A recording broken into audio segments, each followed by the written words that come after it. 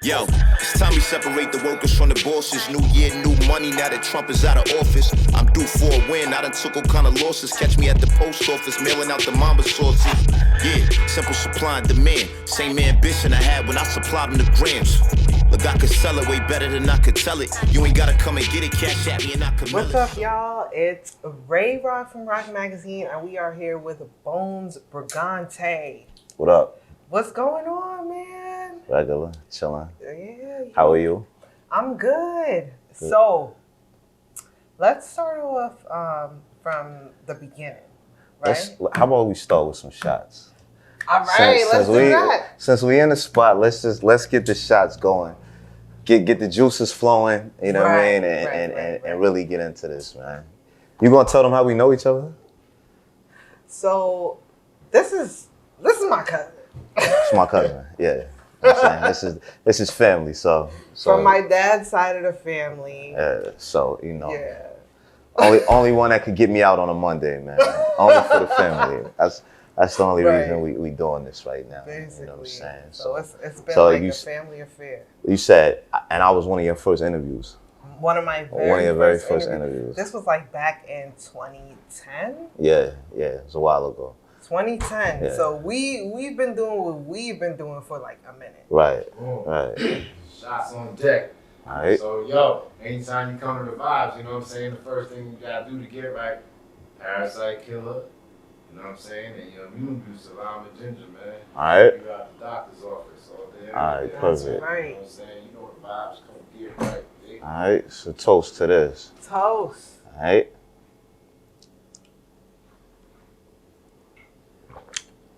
Woo!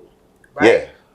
All right, we go right back to back with this? Yeah, they go together. The other one first, but it's all right. Yeah, that's true.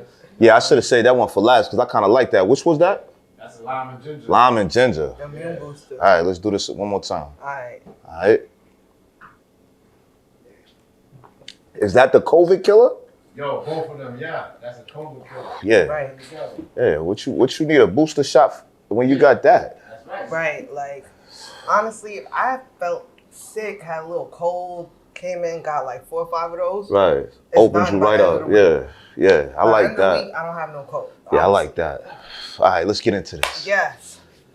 So, what was your start in rapping? Like, when did you get started? Like the very, very beginning. Yeah. Like we talking childhood. Like I'm writing rhymes, letting my sister hear them, and she just laughing at me. You know what I mean? So I just knew I had to just keep putting that pen to paper, so I could just get better. Cause I used to play ball. Yeah. And one thing about ball is just practice makes perfect. Right. You know, right. and consistency. Yeah. That's just anything in life. So, you know, luckily I was able to learn that early on as a kid with rap.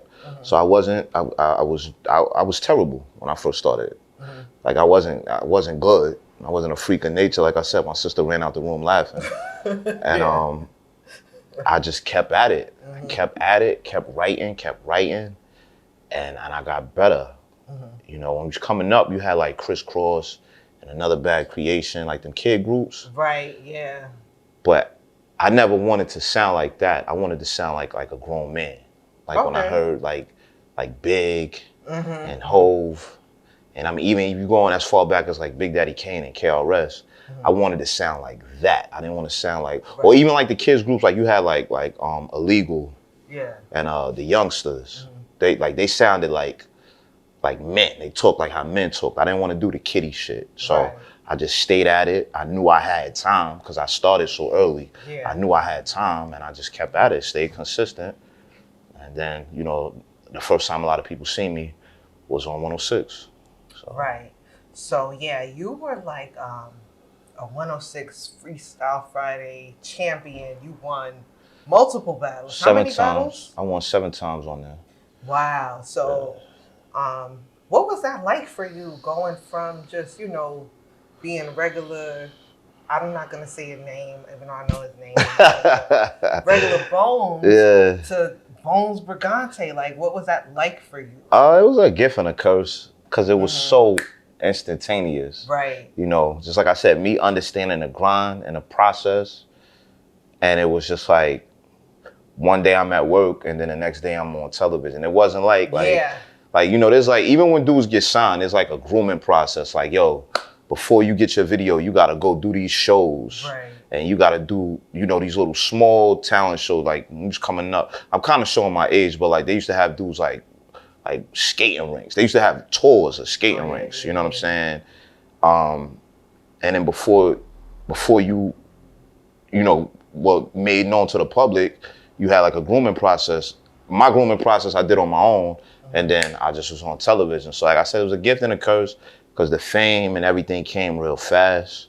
So the process that I seen like a lot of my peers go through, I didn't really get that it was like accelerated for me, you know? So, I mean, throughout my time on 106, I had to stay grounded, stay real grounded, because I knew that if I win this, like, cause it's a lot of dudes that won this shit, but if I'm gonna win this whole shit, like, it was bread involved and I got to be on a BET Cypher. So it was like, all right, if I'm gonna do this, like, I gotta stay grounded. So it was a lot of chicks in my DM. You know what I'm saying? I'll put it like that. It was a lot of chicks in my DM, and I had to really wait till I stayed the course and won all my battles before I entertained that type of activity. Right. You know. Okay. So. So one of the freestyles you had was with. Did you ever battle Blind Fury? I thought you battled. Nah, I would. You know, I wanted to.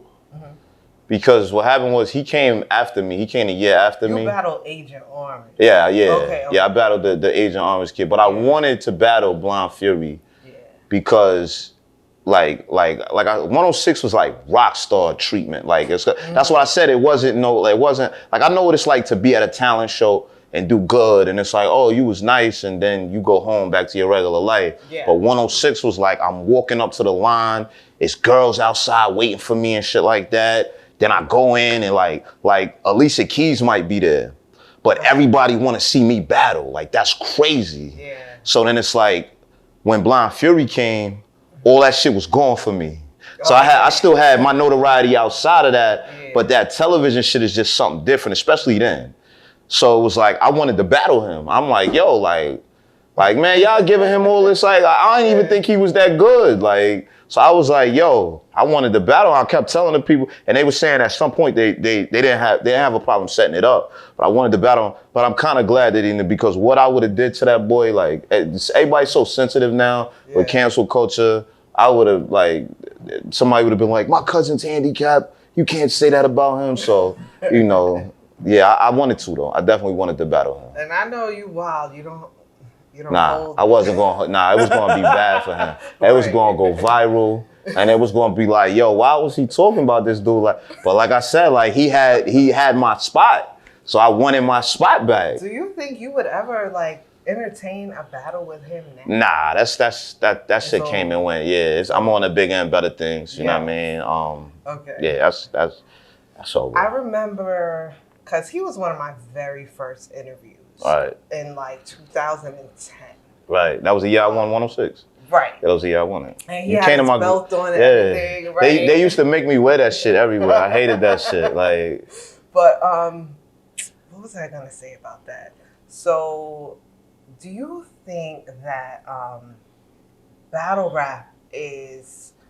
Do you think it holds that same type of, I guess, value in the culture? It's bigger now. It's way bigger than when I came in. Like, when I came in, it was like you battle to get a record deal. Now you just can make a career out of battle rap. Like I got, you know, the dudes that came in with me, the Goods, the Verbs, the Math Hoffers, the Hitman Hollers, Conceited. Like, Conceited is the host of Yo MTV Raps now. Wow. You know what I'm saying? Yeah. So it's like, that wasn't a reality when I came in the game. But now, yeah, I mean, it literally went from this, right? Like, it used to be like battle rap had this stigma, a funk to it, where it was like, oh, he could battle, that's cool, but he can't make a song. You know what I'm saying? Now, I done talked to top tier MCs, specifically Ghostface Killer and Black Thought, like, yo, they look at battle rap like, yo, I can't do that. Like, yo, we got nothing but the utmost respect for y'all, because the way y'all do that, the way dudes is getting in each other's faces and the shit y'all saying, it's like performance art, it's theater. And it's something that you really gotta do. Yeah. Like, you know, if you're gonna do it, like if you're gonna do it and be good at it, you have to do it consistently. So it's like I said, the top tier dudes, they know that like they got too much other stuff on their plate to do that and be great at it. So they look at like it's admirable now. It's bigger and better than it's ever been before. Right. All right, let's take another shot. I'll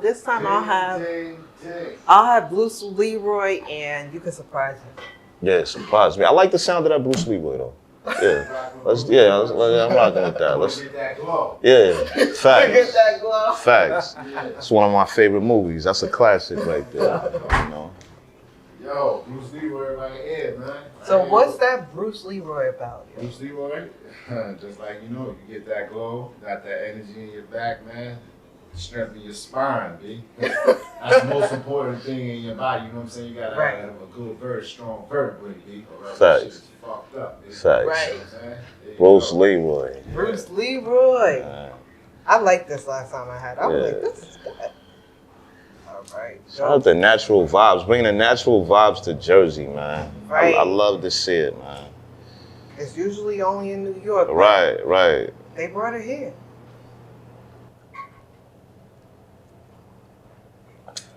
Ooh. That's a good one, right? Yeah, I like that. Me too. That's one of my new faves. It's new. Yeah, y'all giving these New York juice bars a run for their money, man. I'm gonna have to start crossing the water a little more often, man. For real. Top of the top over here. All right, so that's good. So, so after 106, you kind of, I guess, transitioned into your battle rap career. What was that like for you? Well, I actually didn't really go full battle rap mode after that. It was like I said, it was really about getting a record deal at that time. Yeah. Right. So for me, I could say the support of BT, but that support wasn't as good as it seemed. It wasn't that Bruce Leroy, you know what I'm saying? That put that umph in you, you know what I mean? Right. I was getting a little bit of looks, but in hindsight, it wasn't as good as it needed to be, especially with the leverage that I had. And that's one thing I want to say, like, they say this is a young man's game, and it's not based on talent. It's a young man's game because these labels and these companies want to take advantage of young people. You know what I'm saying? So me as a young man, just happy to be on television, like not really understanding the leverage and the bargaining power that I had, like I was like, yo, whatever's clever, you know what I'm saying? Like as long as y'all put me on TV, keeping a couple little dollars in my pocket, but not really realizing that like, yo, this is a $1 billion corporation, you know what I'm saying? So when y'all call me and say, all right, I've been up here 6-7 times. By the time the third or fourth time y'all call me, y'all calling me because I'm an advantage to y'all at this point. You know what I'm saying? And they're taking advantage of it. So at this point, that's when I could have said, you know, nah, you know what? I ain't coming up there. Let's talk first. And then when y'all got what I need, then I come up there. You know what I'm saying? I'm thinking, 7 times Freestyle Friday champ. And then like I said, after the battles, you know, I'm doing little tours and, you know, meetings with labels and shit like that, but it wasn't really, in hindsight, like what it really needed to be, not for the work I was really putting in for that platform. So, you know, at that time it was about me trying to get a record deal. And me not getting a record deal, I got frustrated and I just said, fuck this shit. I didn't even want to be bothered with music at that point. Because I remember in our first interview, you said your Freestyle Friday, one of your Freestyle Friday battles had more views than what now? No, it was the second highest viewed, I think, Friday, because this shit is ancient history now. But either way, whatever category it was number 2 to the day Mike Jackson died. Yeah. Right? That's kind of crazy. That's crazy. Wise. That's retarded. That's crazy as hell. That's retarded. So now at that point, now you telling me that as a youngin', I'm just gassed. I'm happy. Like, yo, boom, all right, cool. But now once you tell me that, like I said, that's when I get to say, well, hey, listen, if y'all want me up there, because y'all know what I could do when I come up here, because this is what business is about now that, Exactly. you know, a lot of young people are starting to understand like numbers, and when those numbers translate into dollars. Right. And, you know, me being a youngin', I didn't really understand that. So I just was, oh, y'all want me up there? Like, dang, I get to be on TV. That's, you know what I mean? Like, the 106 in Park, that shit was everything in it for that generation. So, like I said, looking back, you know, I definitely got a lot of looks, but, man, I need that bread. Right. For real, like, right. You know, I got a couple dollars off of it, but like I said, like, I know I line their pockets way more better than they did mine. So right. So it was good money. Like I said, that is really just my origin story. So recently you did 2 times. You did the 30 for 30. 30 for 30 videos. Tell us a little bit about that. 30 for 30 is when I do 30 videos in 30 days. I was watching that like, yo, he's killing it. Yeah, it's crazy. Yo, it's killing it. That shit is like a boot camp almost, because it's I gotta write 30 raps, I gotta pick 30 beats, I gotta have 30 different outfits, and I did it twice. So I know a lot of y'all bum ass niggas ain't got 60 outfits. But yeah, you know, I do that, in all honesty, like the first time I did it, because like I said, I had took so much time off from rapping, it was really a test to see, like, you know what, all right, you say you want to do this rap shit again. If you really want to do it again, do 30 videos in 30 days. You know what I mean?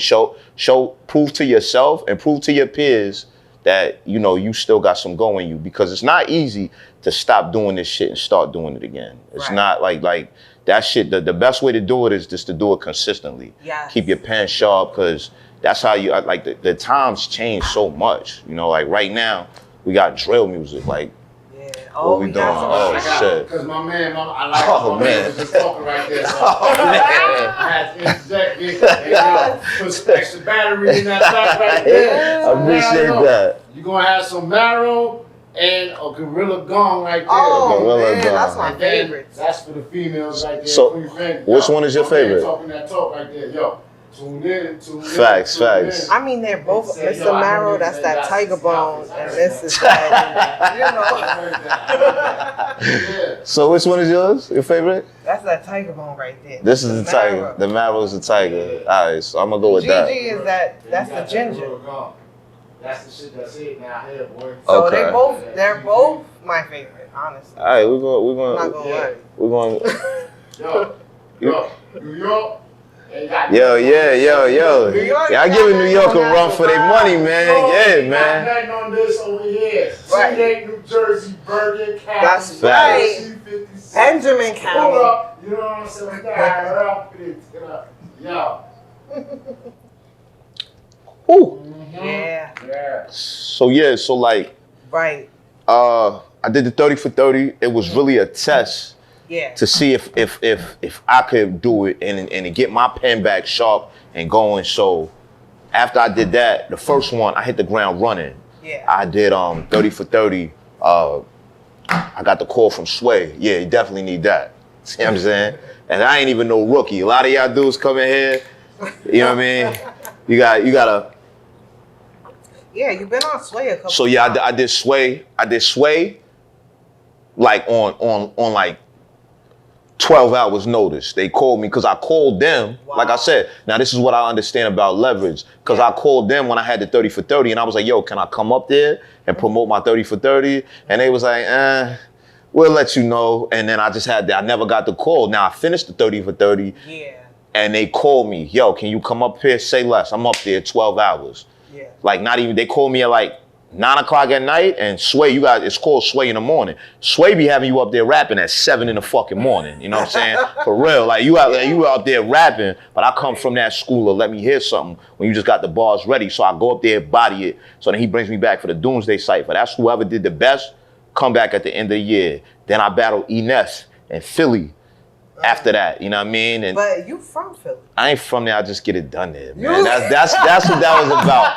I'm not from there. When I was on 106, I'm not from there, I just get it done there. I was in Philly because that's where my daughter's from. Yeah. So anywhere, so here's the thing. Anywhere I'm from, I'm just as much not from there. Right. Like, I've been I lived. You're from a couple places. Yeah, I lived so many different places. Right. So, like, once I get on here, like, if you say I'm from Philly, my Maryland niggas, cause it'd be like, he ain't from Philly, he grew up out here with us. My Harlem niggas would be like, he ain't from Philly. Yeah, that's how it be. Then when I'm in Harlem, my Philly niggas be like, yo, you one of us. So it's like, but the truth of it is like, it's not like I never lived nowhere for like no 2 months. Like I lived in these places 10 years. Yeah. And I was born in fucking California. I don't even remember being out there. Yeah. So it's just, I remember you being in Jersey, but I know that's because that's where my mom's is from. Yeah, that's where my mom's is from. So, you know, it's just like anybody, when your pops is from Jersey and your mom, my pops from New York, my mom's from Jersey. Yeah. I'm splitting time both sides of the water. My pops from Jersey, my mom from New York. It's from New York, so you was on both sides of the water. She's kind of from Jersey, but she don't claim Jersey at all. She don't like it. Jersey cool, they got, you know what I'm saying, and natural vibes, Harlem. you know what I'm saying? My mom loves Harlem, yeah. But I love Harlem too. And like I said, I mean, Inglewood, my mom's is from Inglewood, so I went to like elementary school out here. Yeah. I've been everywhere. High school in Maryland, Philly for 10 years, Harlem for over 10, like between childhood and now, like so. Yeah. But yeah, I battled Ness. And then it was like, yo, back to the drawing board. I performed at fucking Carnegie Hall with Black Thought.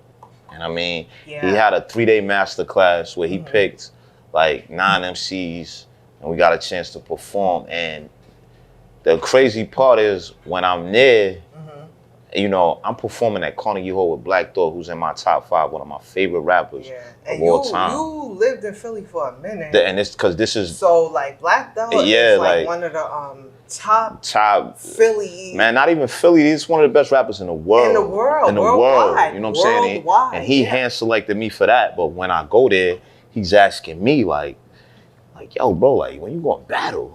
You know what I'm saying? Like, he's like, yo, he's like, yo, when you gonna battle? So it's like, I'm like, damn, I'm like really understanding that, like I said, in order for me, like, to make a name for myself, like solidify my spot back in this rap game, I could do it as a battler faster than or easier than I could do it as like, you know, just trying to go viral and make a TikTok song. That's not me either.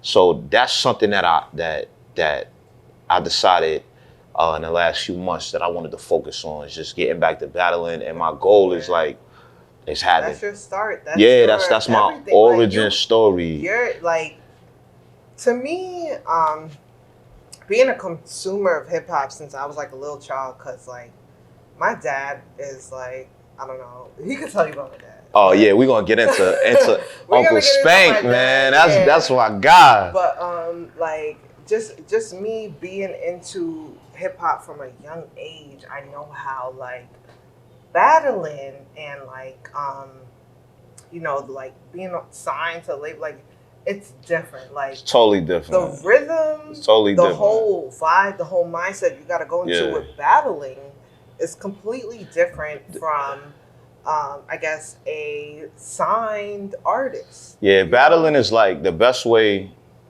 I could describe it, because I ain't gonna give you out too much game. But for me, I study like stand-up comics. Yes. Like it's similar to that. It's very similar to that, and like extemporaneous. Like you got to do it on the spot. Yeah, your timing, your interaction with the audience. Yeah. It's very similar to stand-up comedy. So anybody who wants to be a battler and attain a level of skill set, you should definitely watch like stand-up comedy, and you'll learn a lot from that about your performance, your timing, your interaction with the audience. I mean, it's a lot more you gotta learn. You know, you can't just go up there and be a comedian. But I'm just talking about in terms of your material and the way you perform it. You can learn a lot from that, you know. Yeah, in terms of you gotta be prepared. Man, listen. You gotta be prepared. Cause there's dudes that like do that off the top freestyle shit, and it's some that are amazing. They can do it, but that's really a pocket that you got to go into, like a zone where it's like you can go into that zone, but if you have an off day, I done seen some of these dudes look like the best rappers in the world one day, but then they have an off day because it's really, like I said, it's the flow of your brain. You know what I mean? So if you if you not in that zone, like you gonna stink it up. So like I've never, it was called Freestyle Friday, but I don't like the word free. I was up there trying to get paid. You see what I'm saying? So one thing I know about that is preparation is key. So niggas like, they used to be like, oh, you're not freestyling. I said, but I'm winning. So I don't want to hear that. Yeah, I'm going up there prepared, and I might interject, and that's how I said that's stand-up comedy is improvising, like seeing something and improvising right on the spot. My man Tony Rock, that's I hate to say Chris Rock's brother because he's such a stellar comedian on his own, but like his style of comedy, like he comes up there with his set that he's ready to do, and then he's just gonna go into the crowd. Yo, what's your name? Where you from? Blah blah blah. Crazy ass joke about this person. Go work the room, and so like I said, that's one of the techniques that I learned. Like, you have your material and then be able to improvise it on the spot and interject it in there, and that's that's how you get that bread. Right. So boom, my uncle Spank, right? Your pops. Yes. I'm gonna tell you the realest shit he tell. So, you want to tell the whole story or just tell the whole story? All right. So my pops decided, not decided, but like when he found out that you was actually rapping. Right. So he comes to Philly. This at the time I'm living in Philly. I just had my daughter. This was the time where you get a record deal, you know what I'm saying? And then you get the record deal and you get the Benz and the chain and you know what I'm saying? And you just the man. And mind you, my pops was one of the founder members of D Block. Styles P, Chic Luch, Jada, D Block, Super Mario, Vinny Idol. Shout out to, you know what I mean? So basically, your pops come to Philly. I meet him at the Dave & Buster's on Columbus Boulevard. So he used to love taking us to Dave & Buster's. Yeah, so this makes sense now. So now your story making sense. There all the time in upstate New York. Dave & Buster's. So he's in the Dave & Buster's. Sit down, get something to eat. So he like, yo, let me hear something. So I rap, like, cause I'm like, yo, I'm about to get signed to D Block. I'm getting J Hood the fuck out of here. Like, I'm about to be the little nigga on D Block under Styles and these niggas. He like, whoa. Sean, calm down. You know what I'm saying? All right, that's all I need to hear. So he give me a CD full of Vinny Idol beats. Shout out to Vinny Idol, man. Super producer, Vinny Idol, man. She produced that Bing Bong for my man Nims. When you hear that Bing Bong, that's Vinny Idol. You know what I'm saying? And you know the fucking vibes by Nims. And you know the fucking vibes. My man Shooter, like Also, Natural Vibes is what's y'all motto? You know the vibes. You know the vibes. Right. All right? You know the vibes. Okay. So bust it. I got a whole CD of Vinny Idol beats. All right? Yeah. I'm a kid, bro. I'm a baby. I'm like, yo, I'm gonna write a record for every beat on this fucking CD, bro. Dead ass. My baby moms had other plans, you know what I mean? She was a hater, you know what I'm saying? But shout out to her. But either way, I'm telling her I need to write these records. She's all in my ear talking about, you got a child now, you can't be chasing this dream. Yes, the fuck I can. And that's why we not together no more. But either way, so Spank calls me. I wanted to have a whole project. I had 4 songs I wrote. Spank called me, tell me come to New York. I get in the studio with Vinny Idol. Frank is there. Yes. You know what I'm saying? It's me, Frank, Spank, and Vinny. Knock out the records. Vinny giving me the head nod like, yeah, your shit is right. I go back to Philly. That was it. It was almost like your pops, I felt like he was giving me the game, because even after, like he gave me the shit to say, all right, here, you got 3 records with this nigga, now let me see what you gonna do with it. You know what I'm saying? So now you fast forward to when I do 106, I win 106, and I wound up putting one of them records on my first mixtape. So your pops, he come to 150th, He like, yo, I'm proud of you. You know what I'm saying? Vinny was supposed to mix down the records for my mixtape. So this is the day before my last battle. And he's just like, yeah, you got like a few more years though. You need some more work. And I'm like, what is this nigga talking about? Like, I'm like, what is it? I'm like, see, here you go with this bullshit, Uncle Spank. Like, I'm primetime cable TV right now. And he just laughing at, you know, your pops got that smile. Right, he's just laughing at me. He like, I'm telling you, kid, you still got a long way to go. And now, mind you, he's telling me this. I mean, coming from my dad's perspective, he been in music for he just knew the game. Yeah, he knew the game, and he done seen 100 of me's. You know what I'm saying? So but I'm gassed. But now I said this is the gift and the curse of television because it's giving me a full sense of entitlement. You know what I mean? And you know, like the best way that I could stay grounded was just to not fuck every chick that was in my DM. You know what I'm saying? That was my way of staying grounded. Nah, for real. I'm like, I know you, so but I'm dead ass. I'm like, cause if I start doing this, I'm gonna go crazy. You know what I'm saying? Cause pussy will drive a nigga crazy. I seen it happen to the best of them. But your pops is telling me, nah, it's more to it. Like, you got a lot more to learn about the game. And I'm like, nah, you don't understand. They call me whenever they want on BT now. Like I said, I'm older and I'm understanding what he was saying. And he was telling me, and I mean, come on, this was 12 years ago he was telling me that, and I still haven't tapped into my full potential. So it's just like, you know. I mean, that 30 for 30. It was. You kind of did. It was. I appreciate that. Yeah, I appreciate that. When I saw the first one, I was like, yo, my cousin's fucking killing it.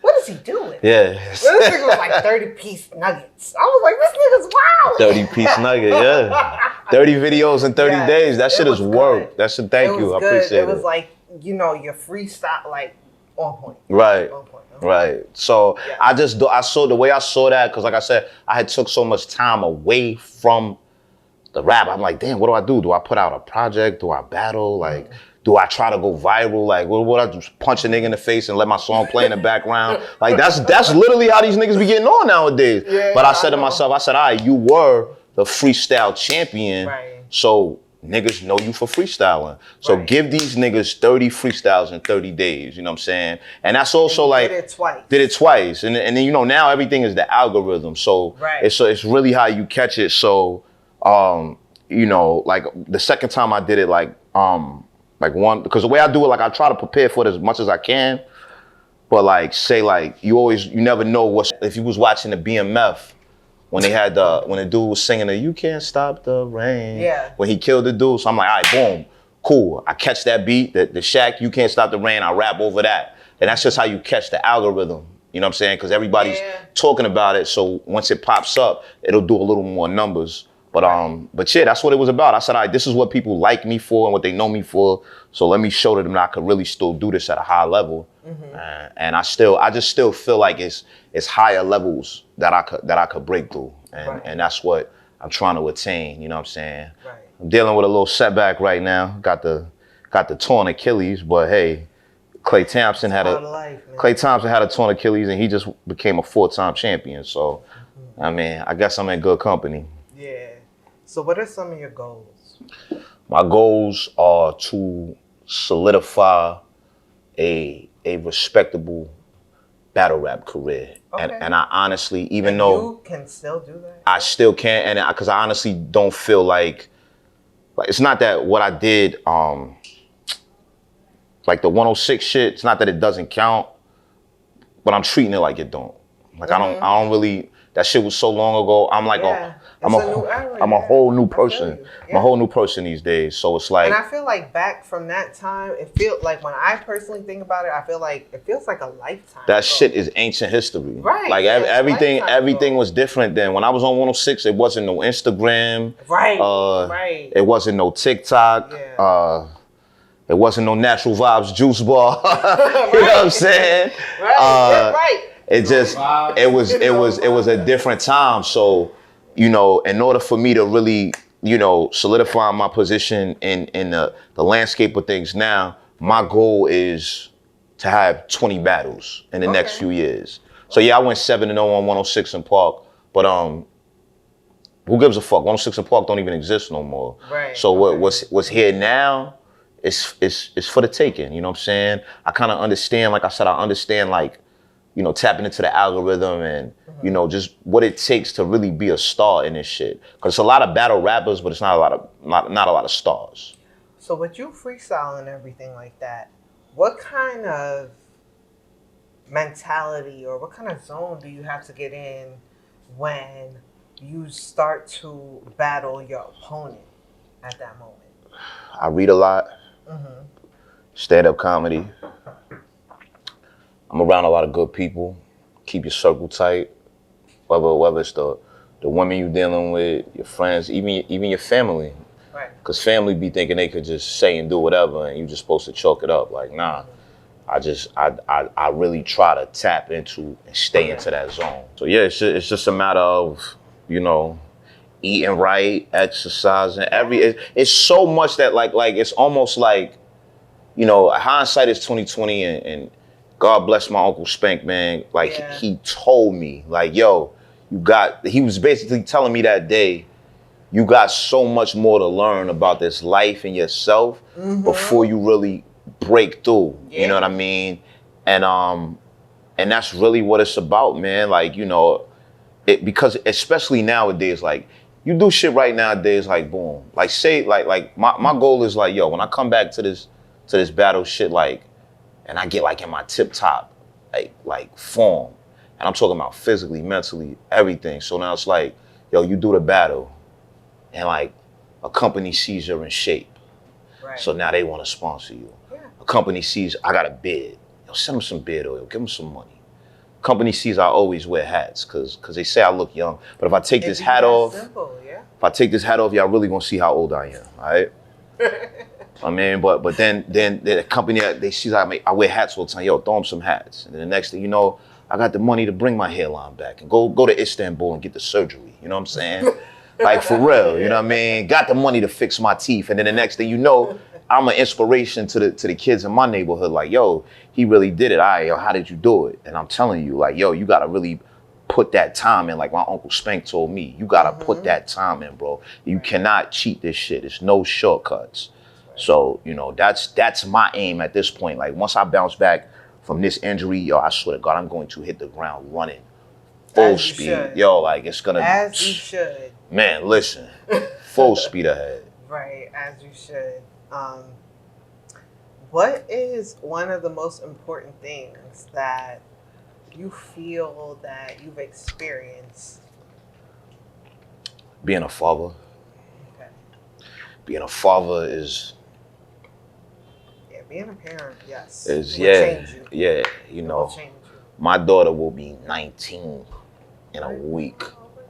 So when y'all be having babies, I'll be like, diapers. Fuck that. You know what I mean? I did this shit so long ago, but it just taught me so much about life and priorities. And once again, I did not have it all together. I had a child when I was very young. I didn't have it all together, but I learned. And I'm at a point now where my daughter's teaching me so much. My daughter just finished her first year of college, so she did something that I wasn't even able to do. So when she's telling me about college and, you know, just, you know, the going to class and, you know, she just got a job now. And then I'm trying to explain to her, like, having a balance. But even as much as I try to explain that to her, that's something that I never did. Yeah. So it's a learning lesson for me. And it motivates me. And I hope that what I do motivates her to really find herself and be the best possible person that she could be. Yes, that's amazing, yeah. Oh my gosh, just seeing her grow, I'm like, she's how old now? My daughter will be 19. 19. Oh my God. And this is what I'm saying. When Spank, when Spank gave me that Vinny Idol CD, she was like this. Right. Like in the car seat, like it goes by fast, so. Goes by, yeah. The days is slow, but the years are short. So you gotta cherish it, man. Like it's crazy, but that's definitely been the biggest experience for me. If I wouldn't have had my daughter, there's no telling what I'd have been doing. I've been doing something I probably had no business at all doing. So she really, having her made me like get my shit together, and I'm still getting it together. But here you are out here doing what you love. Yeah. Still. Right. And right. That's important. Right. And a lot of people don't get to do that. Right. You know? A lot of people don't. You know, it's motherfuckers that's at these high paying ass jobs that they hate. You know, they got a nice house, got a nice car. I do pretty good for myself, but like I do what I love. Yeah. And that means more than anything. It does. That means more than anything. It really does. Yeah. So what are some things that you're looking forward to, and what are some things you got coming up? Man, listen, I'm looking forward to this damn Achilles healing. You know what I'm saying? So I could get back on my feet, get back in that ring, and kill these niggas, man. For real. I'm looking forward to getting back in the gym.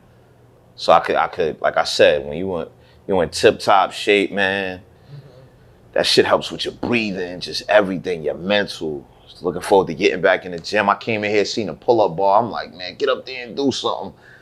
I'm looking forward to me getting as close to being a 10. The closest I got to being like, so you figure I did 106 in Park in 2010, no pun intended, but it wasn't even so much that platform that was the experience. It was the zone I was in.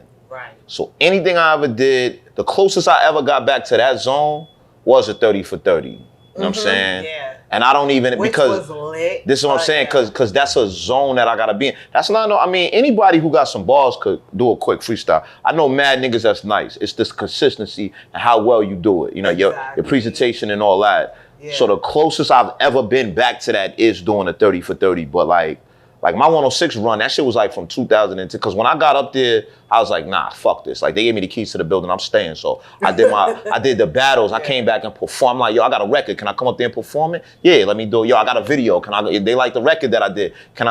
So I kind of did exercise my leverage, but looking back, like I was almost scared to do that. It's almost say like a closed mouth don't get fed. But I'm like, yo, can I come back and do a video? You know what I'm saying? I'll give them the videos. It's like, yo.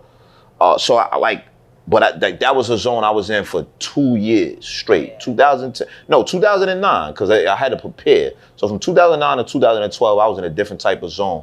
And every now and then I scratch the surface of that zone, but I don't really tap all the way into it. So I want to really tap all the way into the fucking zone and get there and stay there, because like 18 months of focus could put you ahead for like 5 years. Oh yeah. You know what I'm saying? Definitely. So that's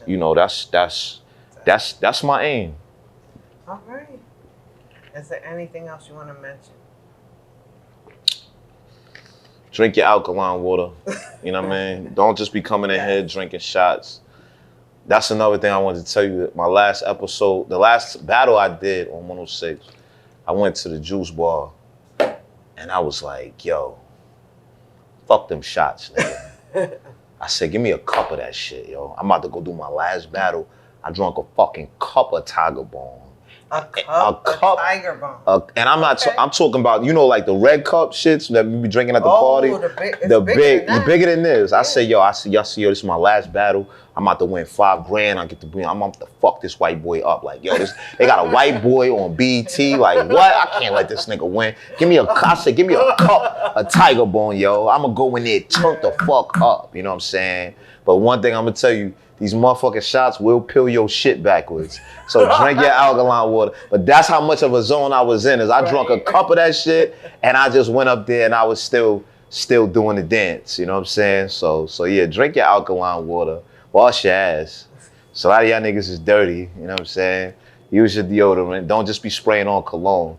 You know I'm Kobe when it comes to the cologne collections too. Talk about your colognes. Yeah, you know that's a thing that keeps my shit floating too. Right. You know what I'm saying? Talk about the colognes. Yeah, you know, I just one day I just got on. How did that come about? Right. Yo, it was just me really understanding, like, so one day my motherfucking phone got cut off, right? And I ain't had no money to cut that shit back on until the next time I got paid. Yeah. So it was like 2 weeks that went past. No, it was like a week. that went past, and I didn't post nothing on the gram, and I just understand the algorithm. So I'm like, yo, you gotta post something. So I finally got my phone. When I got paid, I got my phone, and I'm just like, yo, I gotta post something on Instagram. Like I wasn't doing shit. Like what I'm gonna do? So I had some cologne. I said, I'm gonna just tell these niggas about these colognes. I told niggas, yo, y'all niggas gotta fucking step y'all cologne collection up, like boom. And I got on the train, I did it right before I went to work, and I got on the train and I got off, and it was just mad fucking messages and comments, and niggas was like, yo, so that shit was like a light bulb went off. I'm like, oh, like, cause I got mad cologne. I'm like, I could just talk about this shit. It was a Friday I did it. I was like, I'm gonna just talk about these shits every Friday and call it Fragrance Friday. And then you started to make your own. Then I so I did it 2 years straight, and it was almost, cause now I'm understanding consistency, like 30 for 30, it's gonna keep niggas tuned in. Right. So I say, yo, every Friday, I gave niggas cause a part of the 30 for 30 and Fragrance Friday, niggas wanna see like, all right, is he gonna keep going? Like, it's no way he can keep going. Like, he ain't got that many outfits. He don't got that many rhymes. Right. He don't got that much cologne. So for 2 years, every Friday, I did a Fragrance Friday. You know what I'm saying? My man Goods, shout out to Goods, he found a place to make a cologne. He said he wanted to make a cologne. I ain't want to do it. He's like, yo, we could get this money. I'm like, nah, because one thing, when you got friends, friendship and money don't always mix. I know that. But at the same time, like Glitz is one of the best hustlers when it comes to this shit. And he had a vision. So he was like, all right, fuck it. If you don't want to do it, I'm going to do it myself. And that nigga made like 20 grand in 3 days off that shit. And I'm like, what? Like, I got mad. Wow. I got mad. Like, why I was like, yo, why? Yeah, good. That's good. No pun intended. But I'm like, damn, like, at first I was mad at him. Like, oh, he took my wave. Like, I was the cologne nigga. But then I had to realize, like, nigga, he came to you and said to you he wanted to do it. So you got to be mad at yourself. So I humbled myself, doubled back, and I told him, first of all, nigga, I want to know what this shit smell like. Because if you sold that much, it must smell good, because I'm seeing people talk about how good it is. I thought he found some bum-ass spot that had Muslim oils or something. So I'm like, yo, I'm like, nigga, give me that cologne, nigga. I need to see what that shit smell like. You know what I mean? It smell good. I said, yo, take me, show me how to do this. And now you have the cologne. Then I got my own now. Available. On bonesbrigante.com. Right. Okay. But you gotta wash your ass, man. Like I said, don't just be putting on cologne and you stink. That's dirt on deodorant. You know what I mean? Y'all niggas gotta wash y'all ass. So yeah.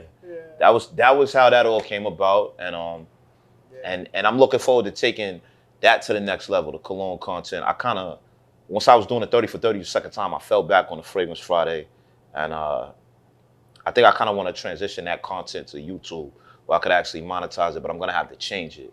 So that's what's next for me. It's just taking everything that I do to the next level, and I mean, I just said it on camera. So I gotta hold myself accountable, you know, because a lot of niggas just say, yo, I'm about to turn up, and y'all niggas don't do shit. Y'all just still be sitting around, smoking and chilling, and you know, I ain't getting no younger. I ain't got time to do that. So. All right, so that's about it. All right, cuz. Thanks, cuz. You know.